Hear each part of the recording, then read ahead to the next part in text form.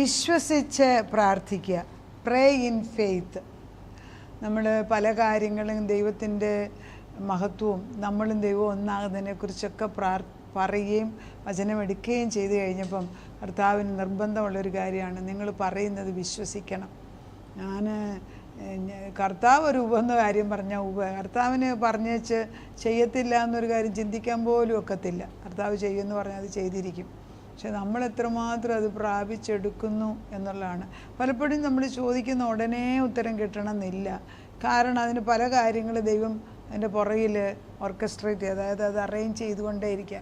പലപ്പോഴും നമ്മളൊരു പ്രാർത്ഥന പ്രാർത്ഥിക്കുന്നതിൻ്റെ ഉത്തരം കിട്ടാൻ താമസിക്കുന്ന പ്രാർത്ഥനയ്ക്ക് ഉത്തരം തന്ന അവരുടെ സ്വഭാവം ശുദ്ധിയാകുമോ, ദൈവത്തോട് അടുക്കുമോ, അതാണ് ദൈവത്തിന് ഏറ്റവും. ചില കുടുംബങ്ങളിൽ ഒന്നും പ്രശ്നമില്ലാതെ അങ്ങ് ദൈവം അങ്ങ് നടത്തും. പക്ഷേ അവസാനം വരുമ്പോൾ ഒരു വലിയ കുഴിയിൽ വീഴും. കാരണം അവർ പിന്നെ അങ്ങ് ദൈവത്തെ അങ്ങ് മറന്നുപോകും. അങ്ങനെയുള്ള സാഹചര്യം വരാതിരിക്കാൻ ഇടയ്ക്കിടയ്ക്ക് ദൈവം നമ്മളെ ഒന്ന് ശോധന ചെയ്ത് കർത്താവിലേക്ക് വീണ്ടും വീണ്ടും ഉറപ്പിക്കുന്നതിൽ ഒട്ടും സങ്കടപ്പെടേണ്ട.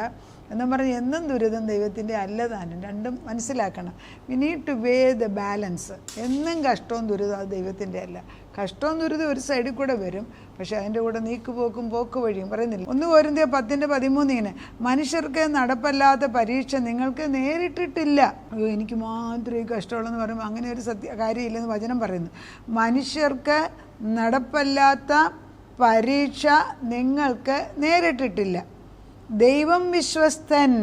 നിങ്ങൾക്ക് കഴിയുന്നതിന് മീതെ പരീക്ഷ നേരിടുവാൻ സമ്മതിക്കാതെ, നിങ്ങൾക്ക് കഴിയുന്നതിന് മീതെ പരീക്ഷ നേരിടുവാൻ സമ്മതിക്കാതെ നിങ്ങൾക്ക് സഹിപ്പാൻ കഴിയേണ്ടതിന് പരീക്ഷയോടുകൂടെ അവൻ പോക്കുവഴിയും ഉണ്ടാക്കും. എന്താണ്? അതായത് ഓരോ വ്യക്തിക്കും എത്ര അളവിലാണ് സഹിക്കാൻ ഒക്കാവുന്ന ദൈവത്തിനറിയാം. അതായത് heaven always sends trials to match the greatness of the soul. ഞാൻ പറഞ്ഞില്ല, ഞാൻ കഴിഞ്ഞ ദിവസം നമ്മുടെ കൂടെയുള്ള ഒരാളുടെ മകൻ മരിക്കുന്നതിന് അടക്കത്തിന് അവൻ കള്ള് കുടിച്ചിട്ട് അവൻ്റെ ലിവറെല്ലാം പോയി, നമ്മളെല്ലാം പ്രാർത്ഥിച്ചു. പക്ഷേ ആ സ്ത്രീയുടെ വേദന കാണുമ്പോഴെല്ലാം ഞാൻ വിചാരിക്കും, ആ സമയത്തും പതറാതെ ദൈവത്തിൽ നിൽക്കുന്ന ഒരു നിലനിൽപ്പ്. ഒരു സ്ത്രീയെ സംബന്ധിച്ചിടത്തോളം, ഒരമ്മയെ സംബന്ധിച്ചിടത്തോളം, ഒരു ജീവിച്ചിരിക്കുന്ന അവരുടെ മകനെ അടക്കുന്നതാണ് ഏറ്റവും സഹിക്കാൻ വയ്യാത്ത ഭാരം. ഒന്ന് ഭർത്താവ് മരിക്കുന്ന, 2 മകന്. ഇത് രണ്ടും ഈ ഒരാൾക്ക് സംഭവിച്ചിട്ടും ദൈവത്തിൽ ആശ്രയിച്ച്, വേദനയുണ്ട്, തീർത്തും വേദനയുണ്ട്, സഹിക്കാൻ വയ്യാത്ത പ്രശ്നമാണ് താനും. പക്ഷെ അതിൻ്റെ നടുക്കും ദൈവം നിർത്തി, അവരെ ദൈവാത്മാവിൽ നിർത്തി അനേകർ ആ കർത്താവിൻ്റെ തണലിൽ നിന്നുകൊണ്ട് അവരെ സഹായിക്കുന്നത് ഞാൻ കണ്ടപ്പോൾ ഞാൻ പറഞ്ഞു, ദൈവമേ, അതിരുകളില്ലാത്ത സ്നേഹം, അളവുകളില്ലാത്ത സ്നേഹം. എങ്ങനെ നിൻ്റെ സ്നേഹത്തെക്കുറിച്ച് വർണ്ണിക്കാൻ സാധിക്കും? ആ ഒരു ഉന്നത പദവിയിൽ വരണമെങ്കിൽ കഷ്ടമുണ്ട്. കഷ്ടമില്ലാതെ അത് സംഭവിക്കത്തില്ല. കഷ്ടം കഴിയുമ്പോൾ ഒരു നന്മയുമുണ്ട്. എന്നും കഷ്ടം തരുന്ന ദൈവം അല്ല. പിന്നെ ചിലർ ചോദിച്ച് കഷ്ടം വാങ്ങിക്കുന്നത് ഞാൻ കണ്ടിട്ടുണ്ട്. അതിൻ്റെ വൺ ഓഫ് ദ റീസൺ അവർക്ക് അവർ അഹങ്കരിച്ച് പോകാതിരിക്കാൻ. ഞാൻ ഒരാൾ പ്രാർത്ഥിക്കുന്നത് ഞാൻ കേട്ടിട്ടുണ്ട്. പുള്ളി എപ്പം ഒരു സാധുവായ ഒരു മനുഷ്യൻ, അദ്ദേഹം പ്രാർത്ഥിക്കുന്നതിന്, കർത്താവ് എനിക്ക് അധികം പണം തന്നിട്ട് ഞാൻ നിന്നെ മറക്കാനും, ഊരിതിരി വന്ന് പണം പിന്നെ ദുരിതം വന്നിട്ട് നിന്ന് അകന്നു പോകാനും ഇടയാക്കരുത്. അങ്ങനെ ഒത്തിരി സമ്പത്ത് വന്ന് നമ്മൾ ദൈവത്തെ മറക്കാതിരിക്കാനും, ഒത്തിരി ദുരിതം വന്നിട്ട് നിന്നിൽ നിന്ന് മാറിപ്പോകാൻ ഇടയാക്കാതെ നീ നടത്തണം. അത് ഇതൊക്കെ ഈ 1 കൊരിന്ത്യർ 10:13 വരും. ഓരോരുത്തർക്കും മെഷർ ഓഫ് ഫെയ്ത്ത് എന്ന ഒരു വിശ്വാസത്തിൻ്റെ ഒരളവുണ്ട് ഓരോ വ്യക്തിക്കും. അതനുസരിച്ചാണ് അവരുടെ പരീക്ഷണം. ഒത്തിരി പരീക്ഷണത്തിൽ കൂടെ പോകുന്നവരെ കാണുമ്പോൾ നമ്മളൊന്നും അവരെ കുറ്റം പറയേണ്ട. അവർക്കതെങ്ങനെ ആ ചലഞ്ച് അല്ലെങ്കിൽ ആ പ്രയാസം എങ്ങനെ പരിഹരിക്കാമെന്നും അതിലവർ ദൈവത്തിൻ്റെ സാന്നിധ്യം എങ്ങനെ അനുഭവിക്കുന്നെന്നും അവർ കാണിക്കുന്ന പലർക്കും ഒരു സാക്ഷ്യമായി മാറുന്നുണ്ട്. ഈ സങ്കീർത്തനം 75:2 ഒരു വാക്യം പറയുന്നത്, സമയം വരുമ്പോൾ ഞാൻ നേരോടെ വിധിക്കും. അതെന്താ അങ്ങനെ പറഞ്ഞത്? സമയത്തിന് പ്രസക്തിയുണ്ട്. നമ്മൾ ചോദിക്കുന്ന ഉടനെ ഉത്തരം ചിലതിന് കിട്ടിയില്ലെന്ന് ഞാൻ പറയുന്നില്ല. പക്ഷെ ചില കാര്യങ്ങൾക്ക് എത്ര വിചാരിച്ചായിട്ട് നമ്മൾ എല്ലാവർക്കൊക്കെ വേണ്ടി പ്രാർത്ഥിക്കും, അവർക്കെല്ലാം കിട്ടുന്നുണ്ട്. നമ്മുടെ മാത്രം എന്താ സംഭവിക്കാതെ നമുക്കറിഞ്ഞുകൂടാ. പക്ഷെ കർത്താവ് പറഞ്ഞു സമയം വരുമ്പോൾ. എന്താണ്? സമയമായില്ലെന്നേ അല്ലേ? ദൈവത്തിൻ്റെ ഓരോ വാക്ക് 75:2 സമയം വരുമ്പോൾ ഞാൻ നേരോടെ വിധിക്കും. ഭൂമി അതിലെ സകല നിവാസികളും ഉരുകിപ്പോകുമ്പോൾ ഞാൻ അതിൻ്റെ തൂണുകളെ ഉറപ്പിക്കുന്നു. എല്ലാം നശിച്ചു പോയാലും കർത്താവ് പറയാം, എൻ്റെ സമയമാകുമ്പോൾ ഞാനത് ഒക്കെ നേരോടെ വയ്ക്കും. അപ്പോൾ നമുക്കൊന്ന് പ്രാർത്ഥിക്കാം. ഈ സമയം എന്നുള്ളത് നമ്മുടെ കയ്യിലല്ല, ദൈവത്തിന്. പക്ഷെ നമ്മൾ ആത്മാവിൽ പ്രാർത്ഥിക്കാം, കർത്താവേ സമയമായില്ലേ, ഇനി താമസിപ്പിക്കരുതേ, ഉടനെ ആകണം, ഇപ്പോൾ സമയമായി അപ്പച്ച. നമുക്ക് പറയുന്നതിന് കുഴപ്പമൊന്നുമില്ലല്ലോ. ദൈവം ചെയ്യുമോ ഇല്ലയോ എന്നുള്ളതല്ല, വി ക്യാൻ ആസ്ക് ഹിം. ഇപ്പോൾ സമയമായില്ലേ. ഇപ്പോൾ ഒരാൾ മരിച്ചു കിടക്കുക, അത് മരിച്ചു കഴിഞ്ഞിട്ട് ലാസറസിന് 4-ാം ദിവസമായിട്ട് വന്നില്ല എങ്കിൽ ഇറ്റ് ഈസ് നോ യൂസ് പിന്നെ വന്നിട്ട്, ഇല്ലേ? അത് നമ്മൾ പറയുന്നത് ചില സമയങ്ങൾ, അത് എല്ലാത്തിനും ഒരു സമയമുണ്ട്. ജനിക്കാനൊരു സമയം, മരിക്കാനൊരു സമയം, കരയാനൊരു സമയം, വീട് പണിയാനൊരു സമയം, വിതയ്ക്കാനൊരു സമയം, കൊയ്ത്തിനൊരു സമയം, എല്ലാത്തിനൊരു സമയമുണ്ട്, ഇല്ലേ? കരയാനും സന്തോഷിക്കാനും. അപ്പോൾ ഈ സമയം നമ്മൾ മനസ്സിലാക്കി ജീവിക്കാൻ പഠിക്കണം. ദൈവം തമ്പുരാൻ എന്നോടും നിങ്ങളോടും പറയുന്നത് നമ്മൾ ദൈവത്തിൽ ഉറച്ച് നിൽക്കണം. കർത്താവിൻ്റെ ഹൃദയത്തിൽ നിന്ന് വരുന്ന ശബ്ദം കേട്ടിട്ട് ജീവിക്കാൻ. കർത്താവ് പറയുന്നത് നിങ്ങൾ വിശ്വസിക്കണം.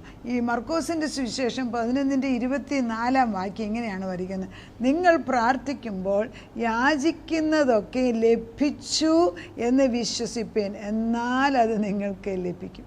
ഒറ്റ സെൻറ്റൻസേ ഉള്ളൂ, പക്ഷേ ആഴമേറിയ ഒരർത്ഥം അതിൻ്റെ പുറകെ കിടപ്പുണ്ട്. നിങ്ങൾ പ്രാർത്ഥിക്കുമ്പോൾ, അതിന് മുമ്പിൽ പറയുന്നു, യേശു അവരോട് ദൈവത്തിൽ വിശ്വാസമുള്ളവരായിപ്പിൻ. ആരെങ്കിലും തൻ്റെ ഹൃദയത്തിൽ സംശയിക്കാതെ താൻ പറയുന്നത് സംഭവിക്കുമെന്ന് വിശ്വസിച്ചും കൊണ്ട് ഈ മലയോട് നീ നീങ്ങി കടലിൽ ചാടിപ്പോക എന്ന് പറഞ്ഞാൽ അവൻ പറഞ്ഞതുപോലെ സംഭവിക്കുമെന്ന് ഞാൻ സത്യമായിട്ടും നിങ്ങളോട് പറയുന്നു. അതുകൊണ്ട് നിങ്ങൾ പ്രാർത്ഥിക്കുമ്പോൾ യാചിക്കുന്നതൊക്കെ ലഭിച്ചു എന്ന് വിശ്വസിപ്പീൻ, എന്നാൽ അത് നിങ്ങൾക്ക് കിട്ടും. അത് നമ്മൾ പ്രാർത്ഥിക്കുന്നതിന് വിശ്വാസം വേണം. വിശ്വസിച്ച് പറയുന്നത് നടക്കുമെന്ന ഒരു ശക്കലം പോലും, അതായത് ഞാൻ ഈ മലയോട് മാറി ഇത് വെള്ളത്തിൽ പോയി വീഴട്ടെ എന്ന് പറയുമ്പോൾ എൻ്റെ മനസ്സുകൊണ്ട് അത് പറഞ്ഞിളകി അത് അവിടുന്ന് മാറിപ്പോകുന്നതായിട്ട് ഞാൻ കാണണം. പിന്നെ അവിടെ ഉണ്ടെന്ന് പറഞ്ഞ് പ്രാർത്ഥിക്കാതിരിക്കാനുള്ള കൃപയാണ് ഇപ്പോൾ എനിക്ക് വേണ്ടിയത്. ശരിയല്ലേ? ഏതൊരു പ്രശ്നം ഒരമ്മ വിളിച്ച് പറയുകയാണ്, അയ്യോ എൻ്റെ മകൾ അവൾ അവിശ്വാസിയായ ഒരുത്തിനോട് ഇടപെടുന്നു, എനിക്കത് സഹിക്കാൻ വയ്യ. അവരുടെ വേദന ചെറുതൊന്നുമല്ല. കാരണം അവർ പൊന്നുപോലെ വളർത്തിക്കൊണ്ട് അവരുടെ ഏറ്റവും വലിയ അഭിമാനമായിരിക്കുന്ന കുഞ്ഞ് അത് വേറൊരു പുരുഷൻ്റെ കൂടെ, അതും സത്യദൈവത്തെ അറിയാത്ത അവരിൽ മരണം നടക്കുകയാണ്. അപ്പോൾ അവരെന്നെ വിളിച്ച് സങ്കടം പറഞ്ഞു. നമ്മൾ വിശ്വസിക്കുക, നമുക്ക് പ്രാർത്ഥിക്കാം, അസാധ്യമായിട്ടൊന്നുമില്ലല്ലോ, ദൈവത്തിന് ഏൽപ്പിച്ചു കൊടുക്കാം. ഈ റിബല്യസ് സ്പിരിറ്റ്, അത് ആദത്തിൻ്റെ ഹവ്വായുടെ സ്വഭാവം കാണിക്കുന്നു. പരിശുദ്ധാത്മാവില്ലാത്തതുകൊണ്ടല്ലേ അത് സംഭവിക്കുന്നത്.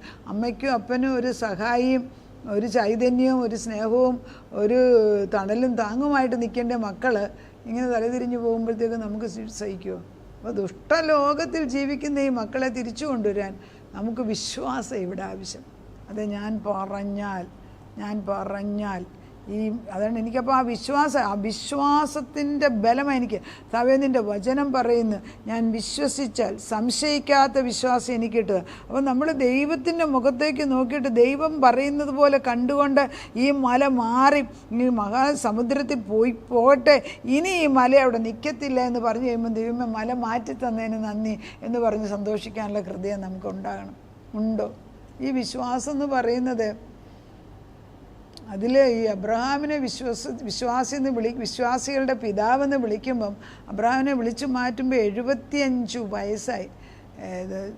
സ്വന്തം നാട്ടിലെ കാണപ്പെടുന്നതും അപ്രമാണിയുമായിട്ട് ജീവിക്കുന്ന ഒരു മനുഷ്യനോട് ദൈവം പറയുകയാണ്, ഈ വിഗ്രഹങ്ങളും കുന്തവും എല്ലാം എടുത്തെറിഞ്ഞേച്ച് ഞാൻ പറയുന്ന സ്ഥലത്തേക്ക് പോക എന്ന് പറഞ്ഞപ്പോൾ അബ്രഹാം കാല് വെച്ച് നടക്കാൻ തുടങ്ങി. അവിടെയാണ് വിശ്വാസം. അത് പ്രവൃത്തിയിലേക്ക് കൊണ്ടുവരികയാണ് ചെയ്തത്. എന്താ സ്ഥലം? പലപ്പോഴും ചില കാര്യങ്ങളൊക്കെ എന്നോട് ആളുകൾ ചോദിക്കും, ഞാനത് വിഷയം വെച്ച് അങ്ങ് പ്രാർത്ഥിക്കും. അത് കഴിയുമ്പോൾ ഞാൻ ഇവിടെ ഇരുന്ന് ചിന്തിക്കുമ്പോൾ ചിലപ്പോൾ ഞാൻ ഹസ്ബൻഡിനോട് ആ വിഷയം പറയും. ഹസ്ബൻഡ് പറയും, അവരെന്തെടുക്കുക, അവരെന്ത് പറഞ്ഞു, അവരെന്താ ചെയ്യുക. അപ്പോൾ ഞാൻ ആ ഡീറ്റെയിൽസ് ഒന്നും ചോദിച്ചില്ല. അവരുടെ പ്രയാസം എന്താണെന്ന് കേട്ടു, അതുമാത്രം ഞാൻ അറിഞ്ഞു, അത് വെച്ച് പ്രാർത്ഥിക്കുകയും ചെയ്തു. C the details. അതിൻ്റെ അത്രയും പോയിട്ട് പിന്നെ അത് ചെഴഞ്ഞ് പൊക്കിക്കൊണ്ട് വരുന്നതിന് പകരം എൻ്റെ ഭാരത്തിൻ്റെ മേൽ പ്രവർത്തിക്കുന്ന ഒരു ദൈവം ഉണ്ടെങ്കിൽ എൻ്റെ ജോലി കർത്താവിനെ അവിടെ കൊണ്ടുവന്ന് വെച്ചാൽ പോരെ. രണ്ട് തരത്തിൽ കാണാം. പക്ഷെ ചിലർക്ക് അതിൻ്റെ ആഴത്തിലോട്ട് പോകാനുള്ള കൃപ. പക്ഷെ ഞാൻ അങ്ങനെയല്ല ചെയ്യുന്നത്. ഞാൻ ഇതെല്ലാം അറിയുന്ന ഒരു ദൈവത്തിൻ്റെ മുമ്പിൽ അവരെൻ്റെ വിഷയം അവരുടെ കൂടെ ചേർന്ന് പ്രാർത്ഥിപ്പാൻ എന്നെ ആവശ്യപ്പെട്ടു. ഞാനും കൂടെ ചേർന്ന് പ്രാർത്ഥിക്കുന്നു. രണ്ടുപേർ ഐക്യമെത്തിയപ്പെട്ടു പ്രാർത്ഥിച്ചു. അപ്പം വിശ്വാസം എന്നത് ചോദിച്ച് വാങ്ങിക്കണേ. വിശ്വാസമില്ല എങ്കിൽ ഒരു മലയും മാറത്തില്ല. പക്ഷേ കടുകുമണിയോളം വിശ്വാസം, അതായത് ജീവനുള്ള വിശ്വാസമാണ്. കടുകുമണി മണ്ണിനകത്ത് കൊണ്ടിട്ടാൽ നല്ല സ്ഥലമാണ്, അത് കിളുക്കും. അതിനകത്തൊരു ജീവനുണ്ട്. ഏത് വചനമാണേലും എടുത്ത് പ്രാർത്ഥിക്കുമ്പം അത് നടന്നിരിക്കുന്നു. അതിനാൽ നന്ദി പറഞ്ഞു എന്ന് പറഞ്ഞ് നമുക്ക് പ്രാർത്ഥിക്കാം. ദൈവം നമ്മുടെ ഏത് ഭാരത്തിൻ്റെ മേലും സമയം വരുമ്പോൾ ഞാൻ നേരോടെ വിധിക്കുമെന്ന്. പക്ഷെ മറക്കത്തില്ലല്ലോ ആ നേരോടെന്നൊക്കെ നിങ്ങൾക്ക് പറയുമ്പോൾ. ഈ കാലങ്ങളിൽ ഒരു വക്കീലന്മാരിലെ കൊണ്ട് ഒരു കേസ് കൊടുക്കാൻ പേടിയാണ്. ഞാനും ഒരു വക്കീലാണ്. പക്ഷെ എനിക്കറിയാം ഈ ഫീൽഡിലുള്ള പ്രയാസം. മുകളിൽ തൊട്ട് താഴെ വരെ കുറച്ച് നന്മ ചെയ്യുന്നവരുണ്ട്. പക്ഷെ പലരും നമ്മളൊരു കേസ് കൊണ്ട് കൊടുത്തു കഴിഞ്ഞാൽ പിന്നെ പേപ്പർ എന്ന് ചോദിച്ചാൽ അവർ തരത്ത് പോലും ഇല്ലാത്ത ഒരു കാലമായി മാറിയിരിക്കുകയാണ്. അങ്ങനെയൊന്നും ആകരുത്. പണ്ട് ഡോക്ടേഴ്സ് എന്ന് പറഞ്ഞാലും അവരൊരു ദൈവപ്രവർത്തനം ചെയ്യുന്നതായിട്ടാണ് അവർ ചെയ്തുകൊണ്ടിരുന്നത്. അതെല്ലാം മാറിപ്പോവുകയാണ്. മനുഷ്യത്വം ഇല്ലാതായി പോകുന്നു, ദൈവത്വം ഇല്ലാതായി പോകുന്നു എന്ന് ചിന്തിക്കണം. പക്ഷെ പ്രാർത്ഥിക്കുക. ദൈവം നമുക്ക് തക്ക തുണയെ തക്ക സഹായികളെ ആ സമയത്ത് തരും. നമുക്ക് പ്രാർത്ഥിച്ച് നേടാൻ വയ്യാത്ത ഒരു പ്രശ്നമില്ല. കർത്താവേ, നീ പ്രാർത്ഥന കേൾക്കുന്നവനാണ്. ഞങ്ങളുടെ അവിശ്വാസത്തെ എടുത്ത് മാറ്റണേ എന്ന് പ്രാർത്ഥിക്കാം. നമുക്ക് പ്രാർത്ഥിക്കാം. നാഥ, വിശ്വസിച്ചുകൊണ്ട് എന്ത് പ്രാർത്ഥിച്ചാലും ലഭിച്ചു എന്ന് പറയാൻ നീ പറയുന്നത് നിൻ്റെ വചനം. അല്ല പിന്നെ ഈ വചനം ഇതിനകത്തൊന്ന് മാറ്റിക്കളയണം. അതുകൊണ്ട് ഞങ്ങൾ വിശ്വസിക്കുക, ഞങ്ങളുടെ ജോലി ഏറ്റുപറയുക. എത്ര ആഴം വിശ്വാസത്തിനുണ്ടെന്ന് വെച്ചാൽ അത് ഞങ്ങൾക്ക് പറയാൻ അറിയത്തില്ല. പക്ഷേ ആഴം ഇട്ട് തരുന്നതും ദൈവം തമ്പുരാന്. അതുകൊണ്ട് വിശ്വാസികളാകുന്ന ഞങ്ങൾ നിൻ്റെ അടുക്കൽ വന്നിരിക്കുമ്പം ആ വിശ്വാസം ഇട്ട് തന്ന് അബ്രഹാമിന് കൊടുത്തതുപോലെ എന്താണെന്ന് ഒത്തിരി ഡീറ്റെയിൽസ് ഒന്നും ചോദിക്കാതെ നീയാണ് പറഞ്ഞതേ എങ്കിൽ കാല് വെച്ച് മുൻപോട്ട് പോകാനും ആ വിഷയത്തിന്മേൽ ജയമെടുത്തു എന്ന് കണ്ട് ജയത്തിൻ്റെ കൊടി നാട്ടാനും ഇടയാക്കണം. താവേ യഹോവ നിസി, ജയക്കൊടിയുയർത്തുന്ന ദൈവത്തെ മുൻപിൽ കണ്ടുകൊണ്ട് ഞങ്ങൾ മുൻപോട്ട് പോകാം. ഈ കൊടി കാണുമ്പോൾ അനേകർക്ക് ഇതൊരു വെളിച്ചവും ഒരു വിറ്റ്നസിങ്, ഒരു സാക്ഷ്യമായി മാറണം. കർത്താവേ, നിൻ്റെ ജയത്തിൻ്റെ കൊടി നീയാണ് ഉയർത്തിയെങ്കിൽ അതിന് മുമ്പിൽ ഒരു ശത്രു നിൽക്കത്തില്ല. പലപ്പോഴും ഞങ്ങൾ നിൻ്റെ കൈയായിട്ടും നിൻ്റെ നാവായിട്ടും നിൻ്റെ ശബ്ദമായിട്ടും നിൽക്കുമ്പോൾ നീ പറയുന്നത് പോലെ ഈ ഒരു സാഹചര്യത്തിൽ യേശു എന്ത് ചെയ്യുമായിരുന്നു?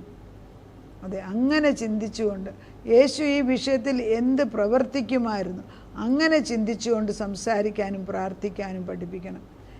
പുത്രനാം ദൈവം എന്ത് പ്രാർത്ഥിച്ചാലും പിതാവ് അത് കേൾക്കുന്നു എങ്കിൽ ഞങ്ങൾ ക്രിസ്തുവിനോട് കൂടെ ചേർന്ന് നിന്ന് പ്രാർത്ഥിക്കുമ്പോൾ ഞങ്ങളുടെ എല്ലാ ആവശ്യത്തിനും പിതാവ് ഉത്തരം തരും. പിതാവും പുത്രനും പരിശുദ്ധാത്മാവും ഒന്നിച്ച് നിൽക്കുന്നതിനാൽ ഞങ്ങളുടെ പ്രാർത്ഥന വൃഥാവായി പോകാതെ അവയ്ക്കെല്ലാം തക്ക സമയത്ത് ന്യായമായ വിശ്വസ്തയോടെ ഉത്തരം തരുമെന്ന് വാഗ്ദത്തം ചെയ്തത് വാങ്ങിച്ചെടുക്കുന്നു. പ്രാർത്ഥനയ്ക്ക് ഉത്തരം തന്ന ദൈവത്തിന് നന്ദി.